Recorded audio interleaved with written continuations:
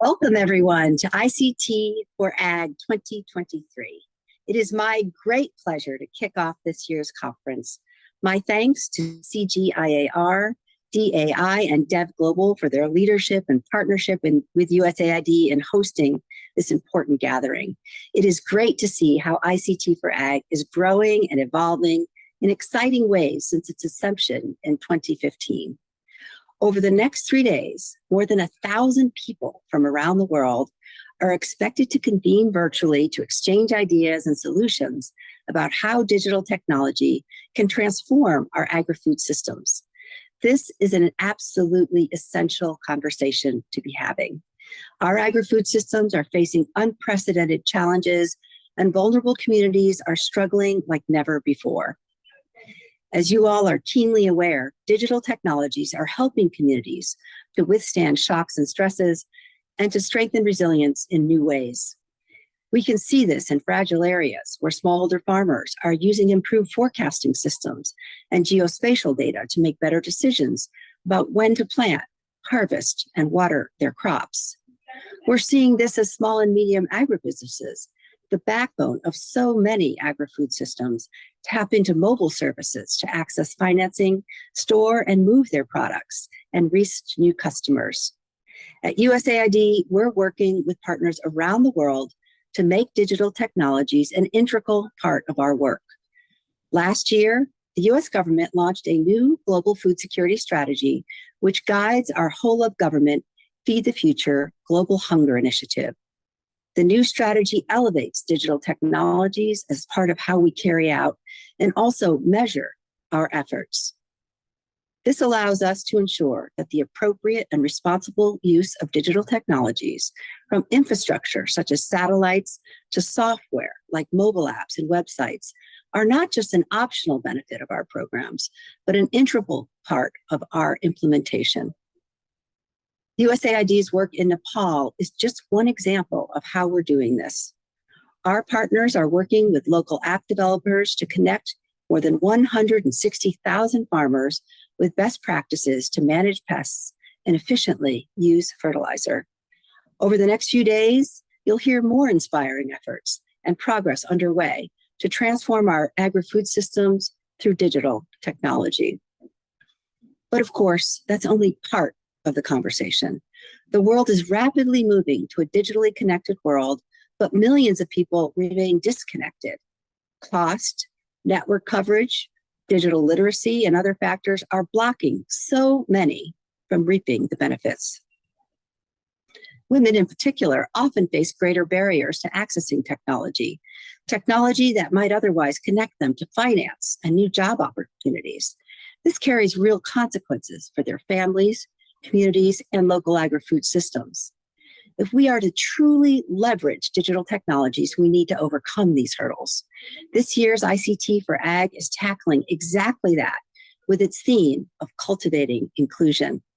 I am thrilled that USAID can contribute to this important discussion with the release of our new Digital Agriculture State of the Sector report. We'll be launching the report during the second keynote today. One of the report's key findings tells us that a thriving and inclusive ecosystem for digital agriculture could add roughly $500 billion in value every year to the agriculture industry in low and middle income countries. Just imagine the impact that could have on helping to feed the world and building a far more resilient food system. But that won't happen without investing more in digital infrastructure and technologies and ensuring that they reach the most marginalized groups. Efforts like the ICTforAg Inspire Challenge 2023, which was launched by CGIAR as part of this year's conference, can incentivize the change we want to see by rewarding innovative companies that are expanding their services to more women. USAID is pleased to support one of these prizes, focusing on gender, climate change, and nutrition, that will be announced later this week. We're also working to support donors and implementing partners in considering all aspects of a person: gender, economic status, minority status, and more, as they develop their digital interventions. We've developed an inclusive digital design toolkit for just this purpose, and we'll launch it today during the first breakout sessions. I wish you all an enriching and inspiring conference, and I encourage you to think about how we can together accelerate making digital technologies and agri-food systems more inclusive, locally led, climate responsive, and user-centric. Thanks to the new ICTforAg Learning Network, which is launching with this year's conference, this conversation can continue after this conference ends. In just a few moments, you'll hear from Professor Kentaro Toyama with the University of Michigan School of Information. His expertise and work in the digital development space is well recognized.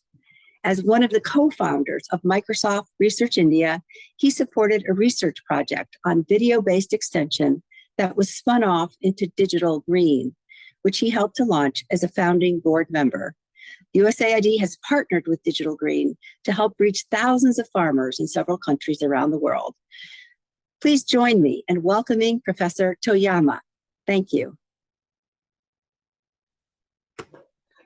Thank you. I'd really like to say thanks to our hosts, USAID, CGIAR, DI, and Dev Global for inviting me to speak. It's a real honor and a pleasure. So today I want to be speaking about agricultural development in the age of AI, and I thought a lot about what to present. I think over the next couple of days, you're going to hear a lot about different ways in which AI might be applied in agricultural development. So instead of really focusing on that kind of project, I'm going to talk a little bit about different things I've learned over the years with respect to both AI and development. And these comments will be based on 30 years almost of experience that I've had working with AI, both as a research scientist, as an observer of the field, as well as nearly 20 years working in international development. I will definitely say I'm not an agricultural expert, but I've engaged with a lot of projects that involve agriculture and applications of digital technology toward it. So first, I'll begin by talking about my conclusions with respect to technology and how it actually has impact. The conclusion first. So for the most part, technology's impact is to amplify underlying human forces. And one way I'm going to present that is by asking all of you a question, and I'll just ask you to imagine what you think the answer is to this question.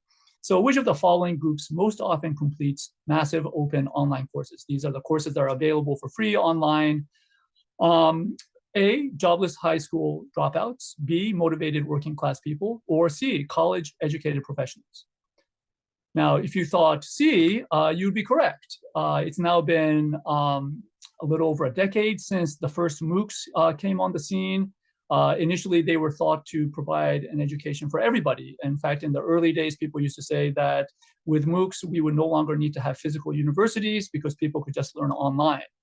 In fact, data about who completes MOOCs is now very well studied.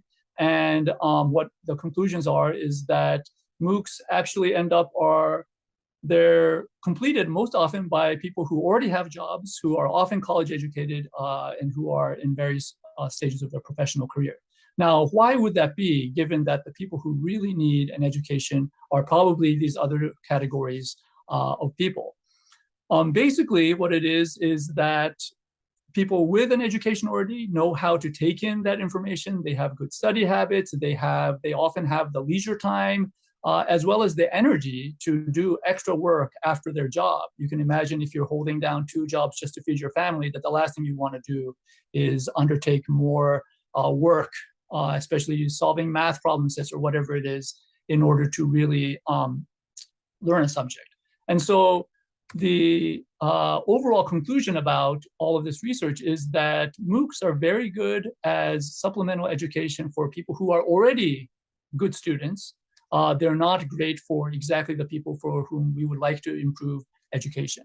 And the larger conclusions I want to draw from this is that if the goal is supporting people with lower incomes, then building human capital through human instruction and mentorship really matters most. Ultimately, education is social. It's really about. Oh, sorry. And has that been happening from the beginning?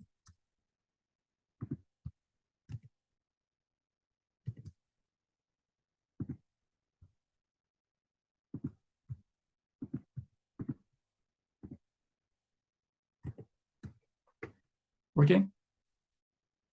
Sorry about that. Yeah, so basically the issues are that if the goal is to support people with lower incomes, we want to build human capital through human instruction and mentorship. Ultimately, education is social, and it's not about the knowledge transfer as much as inspiring people to do the hard mental calisthenics that learning requires.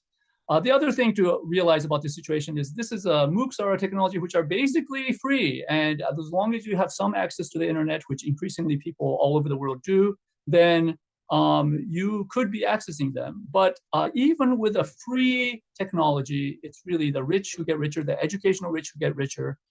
It's not necessarily everybody who benefits. So again, for the most part, technology only amplifies underlying human forces. We can see that this has a macro scale. This is a graph of the rate of poverty in the United States, the bottom green line. And despite a golden age of digital technology, what we've seen over the last several decades is that not much has changed with respect to the poverty rate, despite an incredible penetration of digital technology pretty much everywhere. And if you're concerned about inequality, this shows the same phenomenon, but not affecting inequality much. In fact, inequality has gotten worse over the decades. And this is showing lines in different regions of the world. Since we care about the global situation, the income share of the top 10% has only been growing, which means that, again, inequality is growing. Now, I want to be clear that I'm not saying that technology has no impact. I'm also not saying that technology can't be used for positive ends under the right conditions. And I'm not saying that we shouldn't use technology to achieve our goals. What amplification ultimately implies is that even in an age of incredible technology, nurturing positive human forces is always a good thing, because effectively whatever technology we already have will multiply and amplify those human forces. And I specifically believe that AI is not going to be an exception, despite the incredible power that will bring. So at this point, I'm going to switch gears a little bit and talk about characterizing AI as it is today. One of the questions I get asked all the time is, what is it really that, especially this new generation of AI and generative AI, what can it do? And before I get into that, I'm going to talk a little bit about the history of AI. So very roughly, I've grouped two different parallel tracks of AI, neural networks and logic-based AI. And interestingly enough, in the 1940s and 50s, the early foundations for both of these tracks were laid. In the 60s and 80s, interestingly, there was some algorithmic development with respect to neural networks, but neural networks were not really where the attention was, either among AI scientists or in the public. In fact, most AI scientists tended to focus on logic-based AI. We thought that intelligence was about how you can get computers to think logically, deduce theorems, and so on.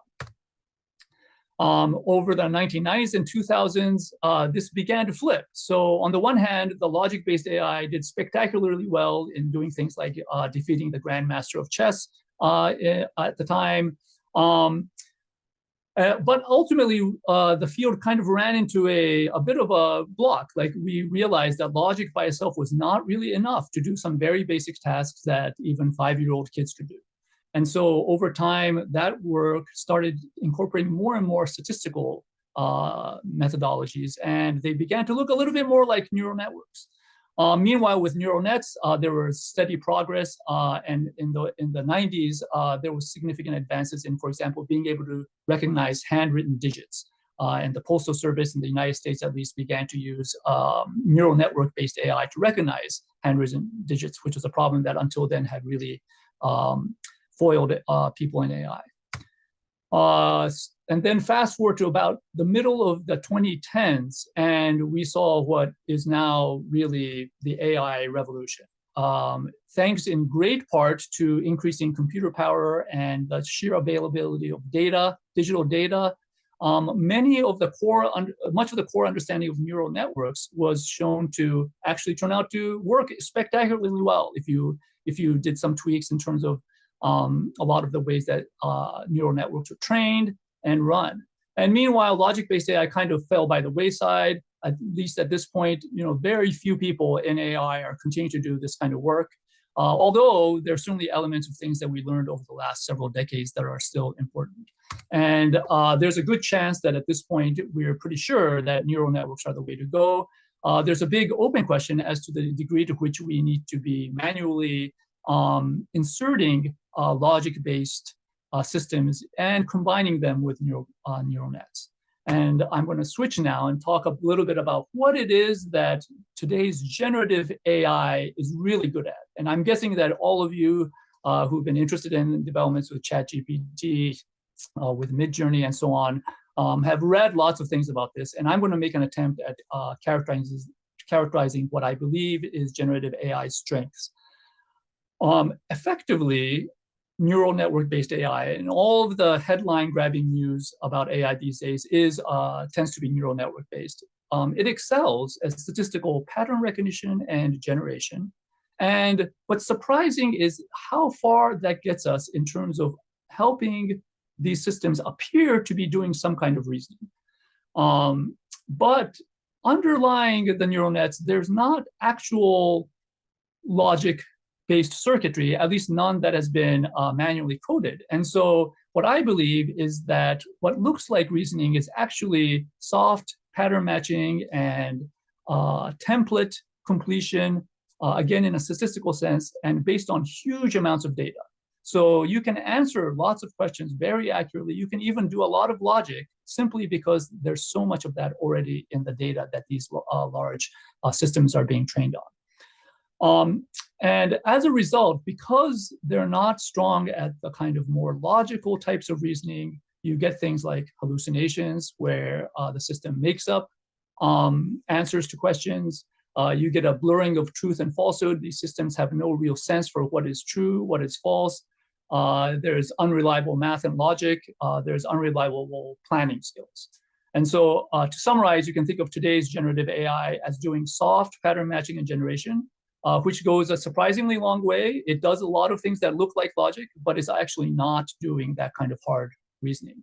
And I'll add a caveat, which is that this stuff may change. I mean, at the rate at which AI technology is advancing, everything I'm saying on this slide might be obsolete by next week, next month, next year. It's unclear exactly what it's going to take to get over these kinds of challenges. Now, I want to give you an example, very basic. So arithmetic arguably is a certain kind of logic. And again, as many of you may have read or seen or tested yourself, this is ChatGPT-4 getting very basic arithmetic wrong. What's surprising is that it actually does very well with 2 or 3 digit multiplication. Once you get to 4 digits, it's very consistently wrong. And what's interesting is not just that it's wrong once, but if you challenge it in various different ways, it will keep providing wrong answers over and over again. I've had extensive conversations with ChatGPT where I can basically feed it the right answer at one point, but then convince it that it was wrong, and then it will keep spitting out different answers. So this idea that there's such a thing as truth is not in there, partly because it's not doing hard logical reasoning.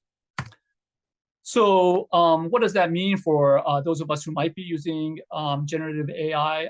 At least with the current technology, one thing that I find useful as a way of thinking about it is that if you prefix any prompt with the sentence, give me what seems like a good response to the following prompt, then your expectations will be appropriate. And what's interesting is that for many tasks, response that seems like a good response is good enough, right? So for example, if you're brainstorming ideas for something, or if you just need to draft some text that somebody else who is an expert in the content matter will look over, then what seems like a good response may be very close to what you need.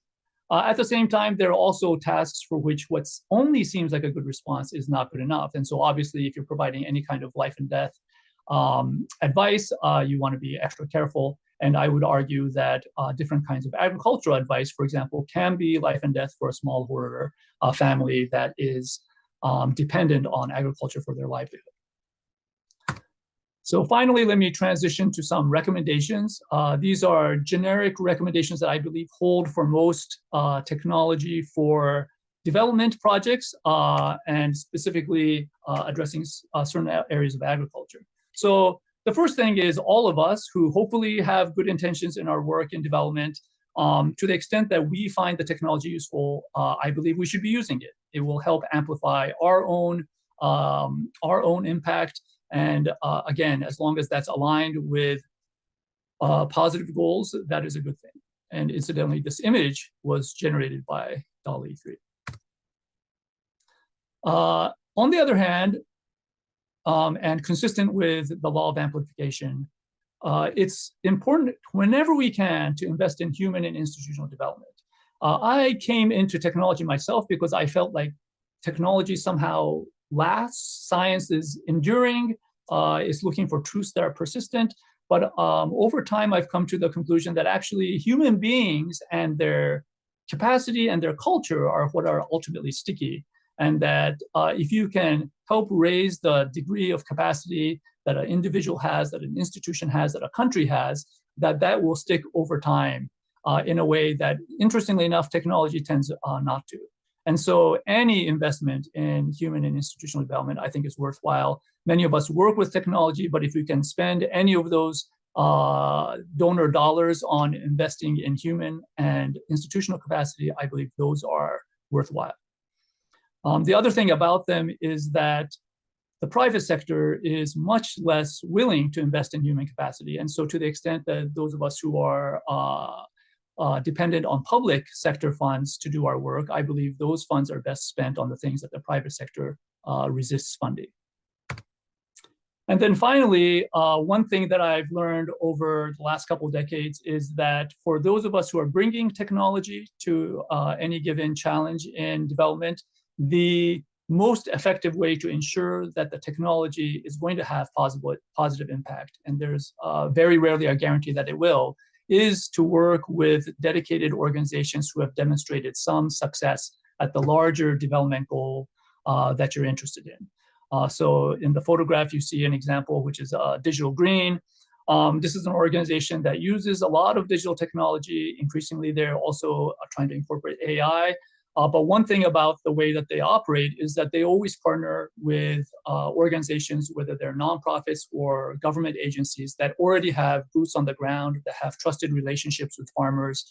And as a result, their technology ends up amplifying what their partner organizations do.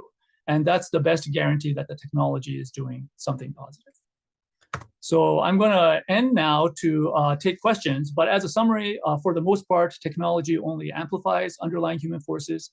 And I don't believe that AI will be any exception, although the amplifying factor may be significantly greater. Today's generative AI excels at soft statistical pattern matching and generation. And through that, it happens to do what looks like reasoning to us. But we need to be careful when we're using it. Its hard reasoning ability is still quite unreliable. And then finally, technologists should collaborate with organizations focused on development goals to ensure that the technology has positive impact. And a lot of these things I wrote up in a book, Geek Heresy. At the time that the book was released, a lot of the excitement around AI was still in the future, but I believe a lot of the lessons still hold for AI as well. Thank you very much.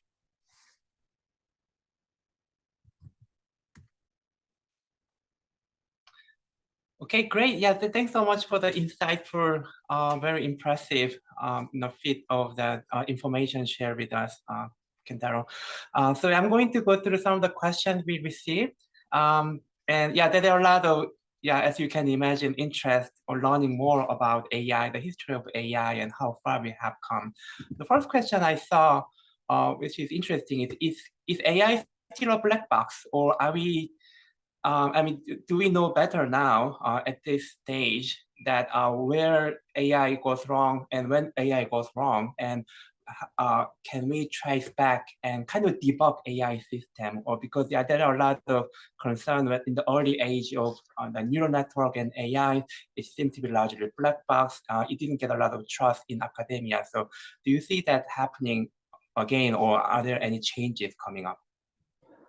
Yeah, so if I understand the question, I think it's this question of whether current AI, whether anybody really understands what it's doing. And the answer is no. I mean, to a shocking degree, even the people who are involved with building the latest state-of-the-art AI systems, they can't tell you exactly what it's doing. one way to think about that is just the sheer number of parameters that an AI system learns when it's trained on data.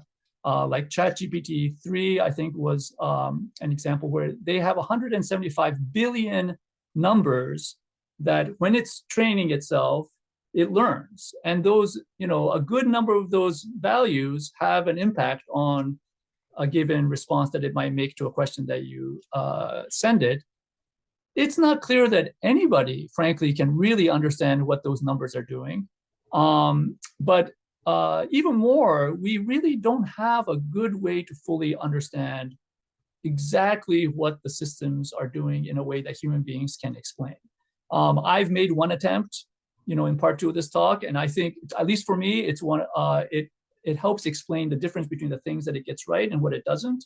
But there's a big gray area in the middle where these systems appear to be doing some kind of reasoning and do it quite well, shockingly well, but then it breaks in ways that are not easy to predict.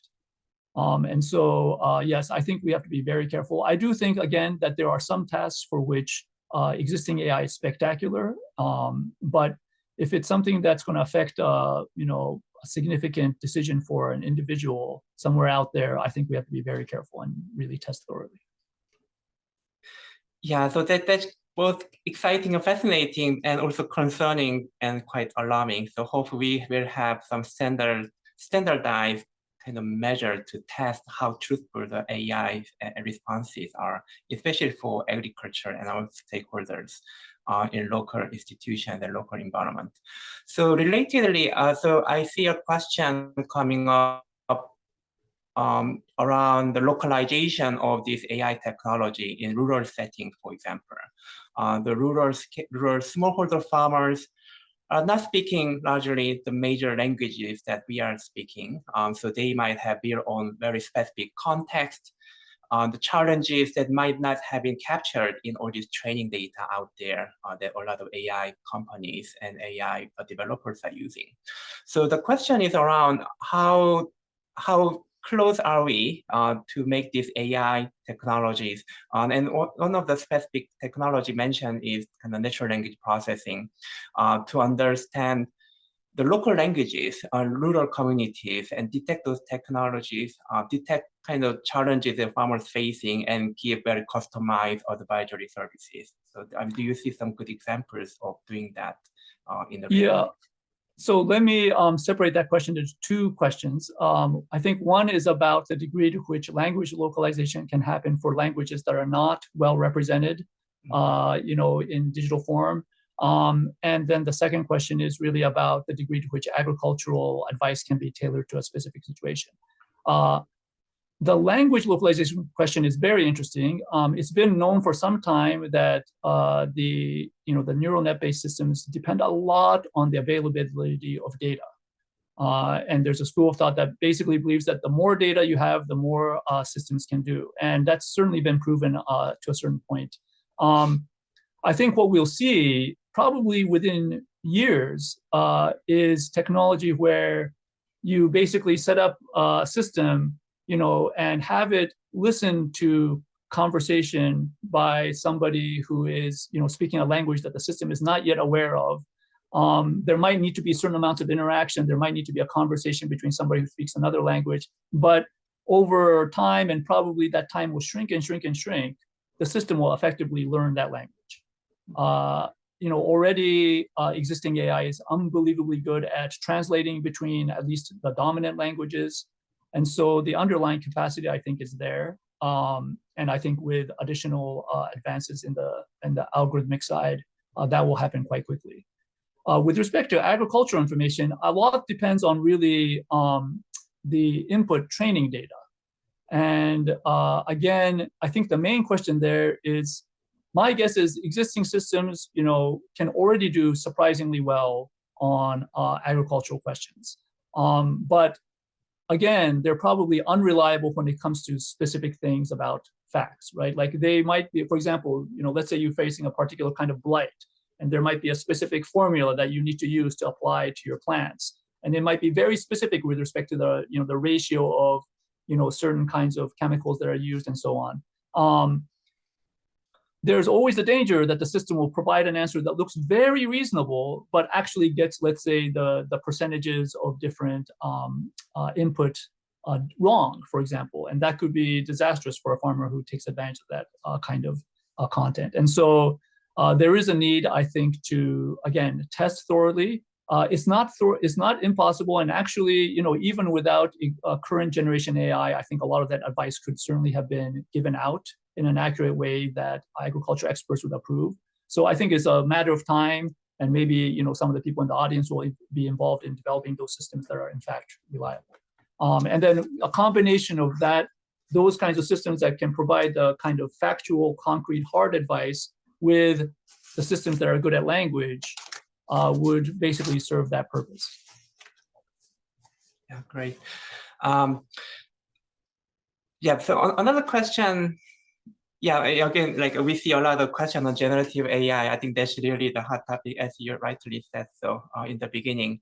So what is the unintended consequence of decentralized generative AI-based solution development right now in the market? It seems, yeah, I actually heard recently one of my colleagues kind of comparing current kind of stage of generative AI development as early days of HTML and website, and everyone is trying to develop their own homepage and things like that. But it's not quite like that. There are just only a few handful number of companies seem to have enough infrastructure, enough computational power to just dominate the market right now. So is it really alarming? Is decentralized kind of AI development really alarming? And what do you think we can kind of safeguarding unintended consequences from such a kind of almost monopoly of this Gen AI market?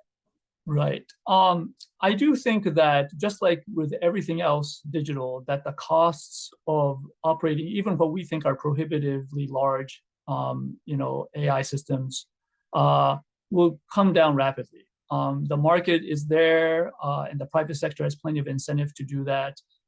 So, even if it's not practical today, again, in a decade, I think we'll be having a very different conversation about that. However, none of that will change the fact that the state-of-the-art technology will pretty much always be both in the hands of a relatively small number of large tech companies, and they will not necessarily be focused on, serving lower income smallholder farmers. And so I do think that there will be efforts that are required both to ensure that the systems that we're using are appropriately adapted. But I think an even bigger question is that we don't want to get so enamored of the technology that we're not doing the basics with respect to agriculture. I mean, agriculture, especially smallholder agriculture, is still an incredibly intensive physical activity, and without the right physical inputs and without human beings who are individually convinced of the value of doing different things, it won't matter if you have the best AI. And so I think we are always interested in the balance of how much we're investing in people versus how much we're getting excited about technology. Yeah, great. So one of the questions related to policy and a little bit of safeguarding the risk of AI. So last week, US President Biden issued an executive order on safe, secure, and trustworthy AI. And I guess there are many other countries also rushing to set up some kind of legal framework to protect their citizens from possible economy-wide risk potentially caused by AI. And yeah, I'm sure you might have seen that from the news. So have you found something like stood out that you really found it resonating with you, or something still quite missing? We are not quite, pinpointing or focusing on really important issue. Yeah, I mean, I do think that the conversations are there. I thought it was encouraging that the Biden administration put out an executive order about AI regulation. I think a lot of what was in that is going in the right direction. I do think that globally governments are aware of the challenge and they are trying to do the right thing. I think one area where all of us who care about international development should be supporting these efforts is to try to get countries to do this together. AI to me is like nuclear power, for us in the potential power and disruption it might cause. And just like nuclear power, if we don't have international agreements about things, this is far more than nuclear technology. AI will cross borders. And so if there's not a strong international set of agreements, then bad actors will just move to wherever the regulation is weakest and cause just as much damage. And so I think it's really important that there's international cooperation. Very difficult to imagine given the current state of the world, but I think, again, those of us involved in kind of global affairs really need to push for that. Okay, great. So stepping a little bit away from the risk and scary stories, we also have a lot of youth participants joining today. Do you have some kind of wisdom to share those kind of the next generation leaders in entrepreneurship and especially in agriculture sector? What do you kind of recommend them to kind of take a look, and maybe starting from somewhere that they don't miss this important wave of changes coming up in AI, in ICT? Yeah, I mean, for relatively speaking, younger audience, I would say, I think what's interesting is that, especially people who might consider themselves digital natives, because they can really only remember a world in which there was computers and where they had smartphones when they were in junior high school or high school. In some ways, my generation, I'm now in my mid-50s, but we grew up with the technology and we were so intrigued by the potential of this new technology that we kept ignoring the potential downside. And I think what people who have grown up with the technology can see is that the problems of the world have not gone away just because everybody now has a smartphone, everyone has access to the internet. And so it's clearly not the case that the technology necessarily makes things better. And I think keeping that in mind is super helpful. That's not to say that technology can't help in various ways, but that imagining that the technology by itself will be a solution, I think is far off. I do think that there is AI represents an incredible opportunity. I mean, in my own work, so much of the time, I just wish I could speak with some of the farmers that I interacted with just directly. And we're now at a point where that technology is basically there, or if not around the corner. It would be amazing if linguistic barriers came down because of technology. It would really change the world in some dramatic ways. So look for those, but also be aware of the pitfalls. Okay, great. Just one last question. This is about the data, or again, going back to the training of AI, high quality data. We hear sometimes, there's just so much data, we are ready for AI, but at the same time, do we really have enough data? Because there are still rural farmers and rural areas not quite covered very well from all these kind of connectivities and ICT technology extent. So do you have any suggestion on how do we go about, kind of feeding AI or collecting enough quality data for agriculture, and where do we start and how do we get there? Yeah, that's difficult to answer without the context of a specific problem. In some cases, the data that we already have is enough. In other cases, even despite the deluge of data that we have, it's not the right kind of data. One of the things that I've seen with, it's now been a little over a decade since the phrase big data became a big deal, and people are constantly thinking about, oh yes, there's so much data out there, we must be able to learn something new. And of course, there are some fields that have benefited from it, but if you think about it, it's surprisingly little how much we've actually learned that is fundamentally new because of some analysis of the existing data. And a lot of the time, it's because the data that exists is not of a kind that helps us understand new things. There are still experiments that need to be run, new data to be collected. So it really depends on the task. And I think for some tasks, we have plenty of data, but we have is more than enough. For other tasks, we need to go out and collect more. One example being, for example, the question you asked earlier about, languages which are spoken by a relatively small number of people. there are just no digital repositories of those languages or corpora that match those languages with languages that we are very familiar with. And so at least for now, we don't have easy ways to have an AI system learn those languages. So yeah, there might actually be an opportunity for our young listeners, the young audience to jump into. So yeah, there must be a good opportunity to make a big impact. Okay, so thanks so much, Kentaro, for everything you presented today. So it's a very, again, insightful topic, get a lot of interest. I'm sure we will continue throughout the week, this conversation around AI. So yeah, hope to see you someday again. Okay, so let's move this day. Yeah, of course, thanks. Let's move this day forward and welcome this year's host. And coming to us from Lagos, Nigeria, I'm pleased to introduce one of the most passionate next generation leaders who has been involved in many past ICT4Ag events. And here you go, Femi Adekoya. Femi, stage is yours. All right. Thank you so much, Jahu and Kentaro, for such an amazing opening section. And that's actually one introduction. Thank you so much, Jahu. So ICTforAg community, are you excited? As I am excited. Thank you so much for being here today and also in the course of the week. My name is Femi Adekoya, and I'll be your host for this week. And I will be helped with Jahu and the team of MCs and moderators during the course of this virtual event over the next 72 hours. I am super excited and I want you to actually build up energy. We've heard from Kentaro, what an amazing keynote address there. So once again, my name is Femi Adekoya, and people do call me the Flying Farmer. Of course, I do not have wings, but I am the founder of Integrated Area Precision, an agri-tech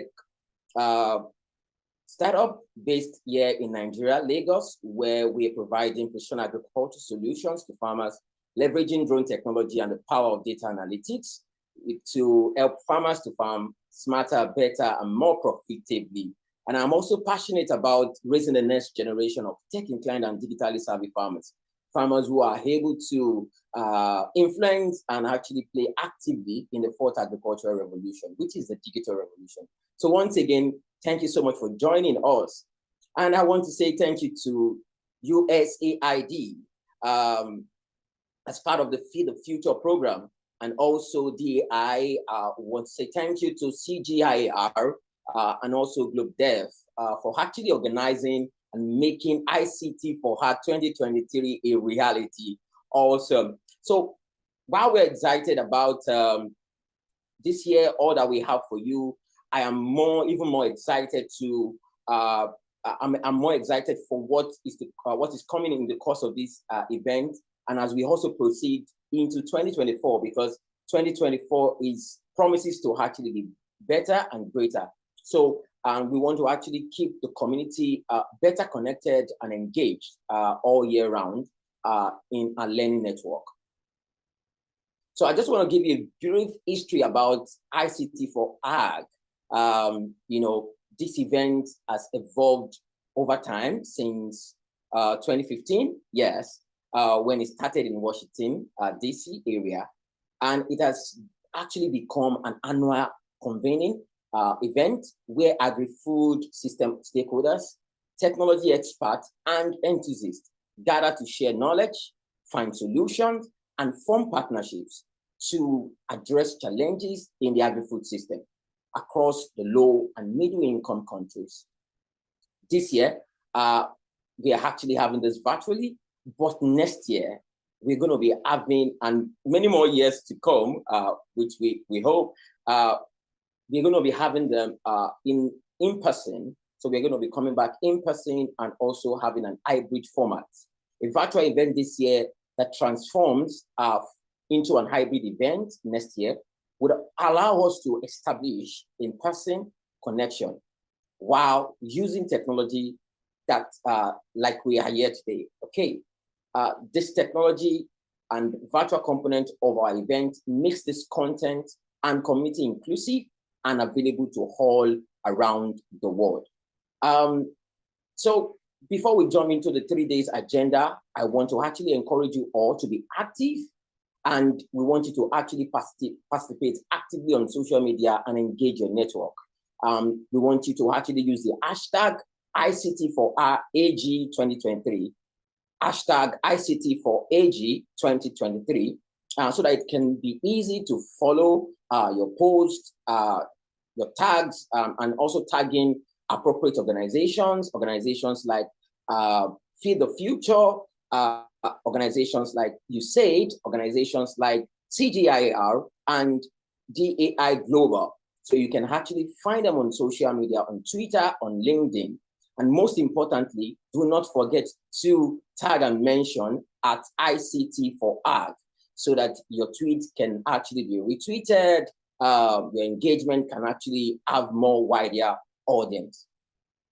So we encourage you to actually head over to the photo booth right now, and you would actually see a link in the chat section. Okay, so you select the prop that you would like and take a memory shot of your attendance here at ICTforAg.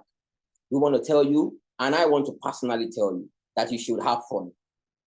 Ensure to have fun and share your photo across all social media. Let people know, make it public, share the excitement with everyone, your network, your peers, your colleague, and all in general.